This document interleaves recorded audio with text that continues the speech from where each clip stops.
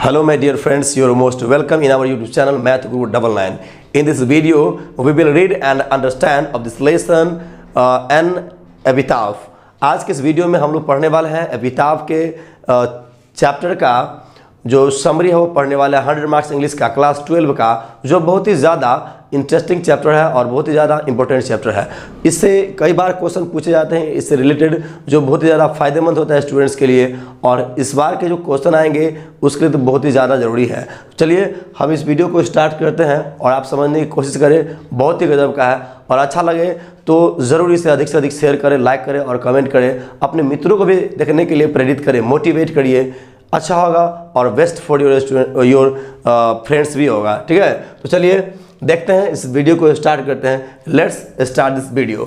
देखिए पहला क्या दिया है आपको। इस चैप्टर में पहले हम बता दिए थे कि एपिटाफ का मतलब क्या होता है, कब्र पर लिखी हुई कहानी। ठीक है, कब्र यानी कि एक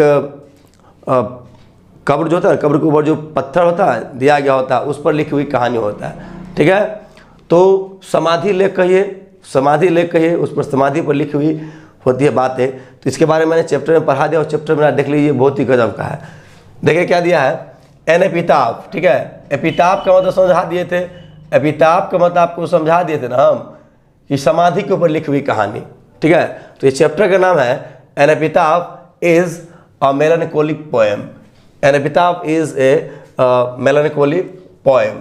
ठीक है, ध्यान है यहाँ पर, an epitaph is a melancholic poem. An epitaph जो है ना एक दुखदाई कविता है, एक कष्टदायी कविता है, एक उदासीपन भरी कविता है, and which has been written by Walter de la Mare, जो वाल्टर डेलामेर के द्वारा लिखा गया है। ठीक है, वाल्टर डेलामेर जो राइटर है इस चैप्टर के, उनके द्वारा यह लिखा गया है।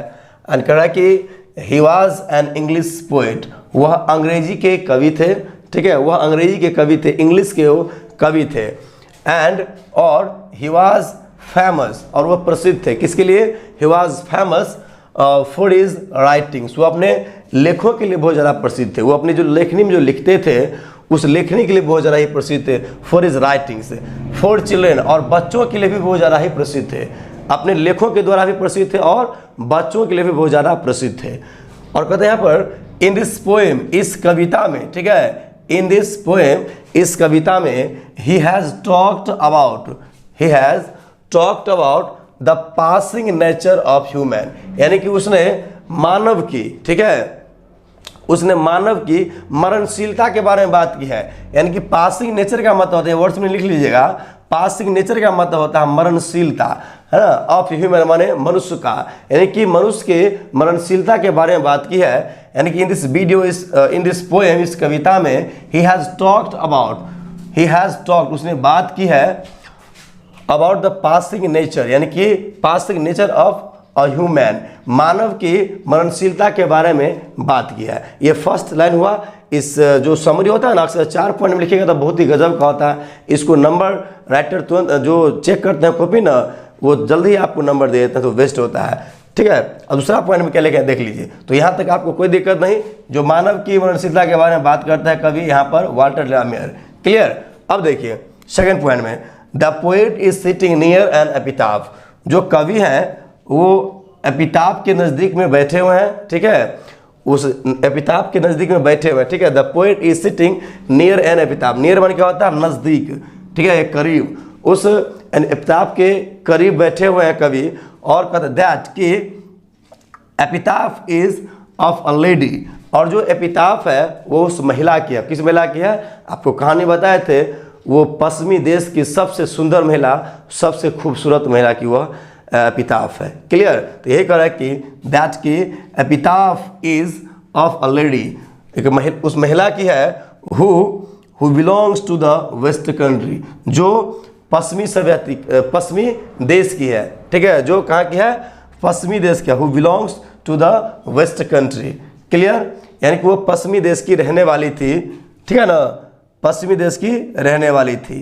क्लियर, बिलोंग्स टू यानी रहने वाली थी। और कहते हैं कि अकॉर्डिंग टू द पोएट, ठीक है, अकॉर्डिंग टू द पोएट, और कवि के अनुसार, ठीक है, कवि को उससे ज़्यादा प्यार था ना जी, इसलिए वो उसके सुंदरता के बारे में खूब वर्णन किए हैं। ध्यान देंगे, आपको कई बार बताया है कि इसमें केवल और केवल उसकी सुंदरता के बारे में बखान किए हैं कवि, और आगे जो है ना इसमें आदमी के वर्णनशीलता के बारे में बढ़िया से वर्णन किया है। तो देखिए, तो कहते हैं कि अकॉर्डिंग टू द पोएट, कवि के अनुसार, she is the most beautiful lady, यानी कि वह सबसे सुंदर महिला थी।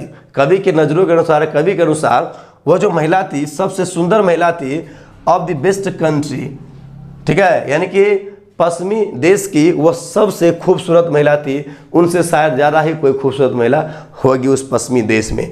क्लियर, यानी कि उनसे अधिक सुंदर, अधिक खूबसूरत कोई महिला ही नहीं थी उस पश्चिमी देश में। क्लियर, कहते प्रोबेबली, प्रोबेबली का मतलब क्या होता है, आप ध्यान दें, शायद ही, क्या होता है, प्रोबेबली शायद ही, या शायद, शायद कहे शायद, ही वॉज अफेक्शन, ठीक है, ही वॉज अफेक्शन टुवार्ड्स हर, यानी कि शायद कवि के लिए, यानी कि टुवार्ड्स बने के लिए कहिए, चाहे की ओर भी होता है, चाहे कवि क्या ना, प्रोबेबली शायद ही वॉज अफेक्शन, अफेक्शन माने यहाँ का, अफेक्शन का मतलब प्यार होता है, एक लव का मतलब भी प्यार होता है और अफेक्शन का मतलब भी प्यार होता है, यानी स्नेह। तो शायद, प्रोबेबली शायद, ही वॉज अफेक्शन टुवार्ड्स हर, शायद कवि को उसके लिए प्यार था, शायद कवि को उससे प्यार था, ठीक है, इसीलिए उसकी ज़्यादा सुंदरता का वर्णन कर रहे हैं, ठीक है। तो शायद कवि को उससे प्यार था, ये क्लियर हो गया, या उसके लिए प्यार था। अब देखिए 3 पॉइंट में दिया है, बट, लेकिन द ब्यूटी, ठीक है, लेकिन the beauty does not remain forever, लेकिन कवि कहते हैं कि लेकिन सुंदरता हमेशा के लिए नहीं रहती है। क्लियर, देखिए रिमेन का मतलब होता है हमेशा, रिमेन माने रहना, फॉरएवर माने हमेशा के लिए, तो हमेशा के लिए रहना, ठीक है, हमेशा के लिए रहना, यही कहते हैं कि but the beauty does not remain forever, सुंदरता जो है ना हमेशा के लिए नहीं रहती है। क्लियर, ये कभी कहते हैं, और कहते हैं कि it has to pass a day, और इसे एक न एक दिन गुजर जाना है। It has to pass a day, यानी कि एक दिन गुजर जाना है, इसे एक न एक दिन गुजर जाना है, यानी कि सुंदरता किसी के पास नहीं रहती है जीवन भर, इसे एक न एक दिन गुजर ही जाना है, ये बात सत्य भी है। और कहते हैं कि and the same happened with that lady, और यही उस सुंदर महिला के साथ हुई। क्लियर, देखिए and the same happened with that lady, और यही हाल उस महिला के साथ हुई, यही उस महिला के साथ हुई। किस महिला के साथ, वह पश्चिमी देश की जो सुंदर महिला थी, जो सबसे खूबसूरत महिला थी, उसके साथ भी यही हुआ।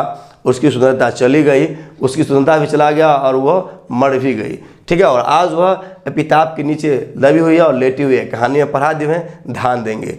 तो सुंदरता का घमंड कभी किसी को नहीं करना चाहिए, इंसानों को काम पर ध्यान देना चाहिए, उसका काम ही उसका पहचान है, ठीक है। सुंदरता तो आते हैं और चले जाते हैं कुछ समय के लिए।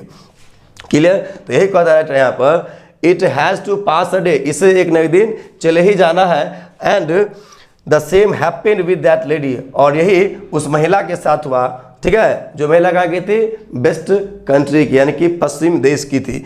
टुडे, और कहते कि आज ही फियर्स दैट, और आज वह डरते हैं, कभी ही का मतलब कभी यहाँ पर, आज वह डरते हैं, हु विल, कि नहीं, he fears that who will remember, डरते क्यों है, तो कहते कि हु विल रिमेंबर, आज वो डरते हैं। Today he fears that who will remember after, ठीक है, आफ्टर हिज डेथ, यानी कि वो इसलिए डरते हैं, आज वह कभी इसलिए डरते हैं कह रहे कि कौन उसे याद करेगा उसके मौत के बाद, who will remember after his death, यानी कि उसके मौत के बाद उसे कौन याद करेगा कि वह इतनी खूबसूरत महिला थी। यानी कि कवि के नज़रों में ही बहुत ज़्यादा वो खूबसूरत महिला थी, और कवि को शायद उससे प्यार था, इसलिए ज़्यादा उसकी सुंदरताओं का वर्णन करते हैं और उनका वर्णन करते हैं, जबकि वो मर चुकी है, ठीक है। तो यहाँ बोल ही दिए हैं, probably he was affection towards her, शायद कवि को उससे प्यार था या उसके लिए प्यार था, तो बता दिए पहले। इसलिए यहाँ पर कहा कि who will remember after his death, मेरे मौत के बाद, उसके मौत के बाद उसे कौन याद करेगा। बहुत ही दिक्कत उसको हो रहा है इस चीज़ को सोच करके, एक मैं ही हूँ जो उसे इतना याद कर रहा हूँ, उसके बारे में इतना फिक्र कर रहा हूँ, आखिर कौन है जो उसे याद करेगा आखिर मेरे मरने के बाद। लास्ट पता है कि, ठीक है, इस लाइन को जरूर लिखिएगा, it's really an awesome poem, यह वाकई में एक शानदार कविता है। इन हुच, जिसमें, इन हुच का मतलब क्या होता है, जिसमें द पोएट का मतलब कौन, Walter de la Mare. The poet has brilliantly माने कुशलतापूर्वक, ब्रिलियंटली मतलब कुशलतापूर्वक होता है। The poet has brilliantly shown, स्वर माने दिखाया है, ठीक है। The poet has brilliantly shown यानी कि कवि ने बहुत ही कुशलतापूर्वक दिखाया है, क्या दिखाया है, दैट एवरी लिविंग बींग्स का मतलब होता है जो सभी जानदार चीज़ है, यानी कि जो जीव है वो सभी जीव, क्या होता है, that every living beings is mortar मतलब क्या होता है, मरणशील, यानी कि जितने भी जीव हैं, जितने भी जानदार चीज़ें हैं, लिविंग बींग्स माने जानदार चीज़ें कहिए चाहे जीव कहिए, जितने भी जीव है इज मोर्टल सभी के सभी क्या है, मरणशील है, ठीक है, सभी के सभी मरणशील है, एक न एक दिन उसे मर ही जाना है। तो कवि इसलिए कहते हैं कि लोगों को अपने सुंदरता पर घमंड नहीं करके उसे अपने काम पर ध्यान देना चाहिए, क्योंकि उसका जो पहचान है, उसकी जो आइडेंटिटी है वो उसका वर्क है, इसलिए काम पर विशेष रूप से ध्यान दे और काम ही उसके लिए सब कुछ है। सुंदरता तो आते हैं और चले जाते हैं, इसका किसी को घमंड नहीं होना चाहिए, और यही सुंदरता अक्सर इसके साथ था, तो ऐसा घमंड था। और को आपको बताए थे चैप्टर में कि लड़के और महिलाओं को अक्सर घमंड हुआ करते सुंदरता का, ठीक है, बार बार चेहरा को देखेगी जाकर मिरर में जाकर, इसीलिए ध्यान दे। चलिए ये आप लिख लिए हैं, तो इसको एक बार क्या करें, स्क्रीनशॉट ले लीजिए। इसके बाद मैं इसका वर्ड्स भी लिखा देता हूँ, जो आपको इंपॉर्टेंट वर्ड्स होगा वो भी बेस्ट होगा आप लोगों के लिए, ठीक है। तो पहले ये लिख लीजिए, इसके बाद हम आपका वर्ड्स लिखा देते हैं, और इसका हिंदी भी चाहेंगे तो हम लिख देंगे, क्लियर, एक बार दे देंगे, आप स्क्रीनशॉट ले लीजिएगा, पूरा समझा दें, लिख लीजिएगा।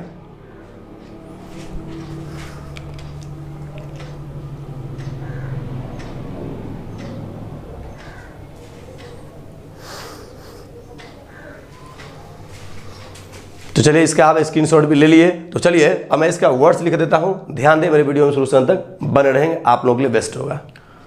तो चलिए अब इस चैप्टर का जो वर्ड्स था, जो अभी समरी बताया, उस समरी का जो वर्ड्स है, इंपॉर्टेंट वर्ड्स भी यहाँ पर लिख दिए हैं, आपको थोड़ा भी दिक्कत नहीं होगा, ठीक है। तो देखिए क्या क्या वर्ड्स है जो आपको इंपॉर्टेंट वर्ड्स सब आए थे इसमें, जो समझने में दिक्कत हुआ, कहानी को समझ सकते हैं। देखिए टॉम्ब का मतलब क्या होता है, मकबरा या कब्र, ठीक है, कब्र या मकबरा होता है, क्लियर। मेलनकॉलिक पोएम का मतलब होता है दुखदाई कविता या कष्टदायी कविता, आप कष्टदायी भी लिख सकते हैं, कोई दिक्कत नहीं। पासिंग नेचर का मतलब होता है मरणशीलता, ठीक है, पासिंग नेचर का मतलब होता है मरणशीलता। प्रोबेबली का मतलब होता है शायद या शायद ही, क्लियर, शायद या शायद ही। अफेक्शन माने प्यार या स्नेह होता है, प्यार या स्नेह। टुवार्ड्स माने के लिए या की ओर, अक्सर प्रीपोजिशन देखेंगे इसका उपयोग होता है, टुवार्ड्स प्रीपोजिशन ही है। रिमेन फॉर एवर माने हमेशा के लिए रहना, क्लियर, हमेशा के लिए रहना, यहाँ सही कर दे, हमेशा के लिए रहना, क्लियर, हमेशा के लिए रहना। और अवश्य माने बहुत ही शानदार, ठीक है, बहुत ही शानदार या बहुत ही बढ़िया।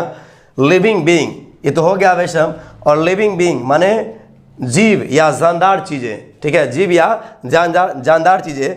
या मोर्टल यानी मरणशील के चाहे मरणशीलता के बारे में बताया है, तो मोर्टल माने मरणशील यहाँ पर है। ब्रिलियंटली शॉन, ठीक है, ब्रिलियंटली शॉन माने कुशलतापूर्वक, क्या है, कुशलतापूर्वक दिखाया है। ध्यान दें यहाँ पर, ये मोर्टल का मतलब क्या होता है, मरणशील, तो यहाँ तक कोई दिक्कत नहीं है, ठीक है। और यहाँ तक ये ध्यान दे, ये हो गया मोर्टल माने मरणशील, और यहाँ पर क्या हो गया, पासिंग नेचर का मतलब मरणशीलता। दोनों ध्यान देंगे, अलग अलग वर्ड्स है यहाँ पर, बहुत ही गजब है। तो हमें लगता है कि आपको ये समझ में आ गया होगा, ये वर्ड्स सारा आपके लिए बहुत ही ज़्यादा बेनिफिट होगा। समरी देखने के बाद एक बार वर्ड्स को आप लिख लीजिएगा, आपके बहुत ही आसान होगा, ठीक है। तो चलिए अब मैं आप लोगों से नेक्स्ट वीडियो मुलाकात करता हूँ, और वीडियो को अधिक से अधिक शेयर करें, लाइक करें, कमेंट करें। तब तक के लिए आपको thank you very much, bye bye.